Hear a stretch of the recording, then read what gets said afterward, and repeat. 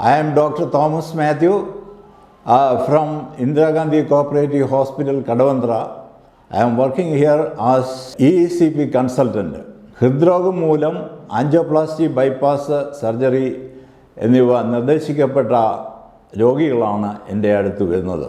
അവരെ ഞാൻ ECP എന്ന ട്രീറ്റ്മെൻറ്റ് വിധേയനാക്കുകയും അവരെ രോഗവിമുക്തരാക്കുകയും അതുപോലെ തന്നെ പൂർവാരോഗ്യത്തിലേക്ക് കൊണ്ടുവരികയുമാണ് ചെയ്യുന്നത്. ലോകത്തെ പരമോന്നത അംഗീകാരമായ USFDA അപ്രൂവൽ ECPക്ക് 1996 മുതൽ തന്നെ ലഭിച്ചിട്ടുണ്ട്. ഹൃദയത്തിൻ്റെ രക്തക്കുഴലുകൾ വികസിക്കുക എന്നതാണ് ECP തെറാപ്പി ചെയ്യുന്നതുകൊണ്ട് ഉദ്ദേശിക്കുന്നതും അതുപോലെ പ്രാവർത്തികമാകുന്നതും.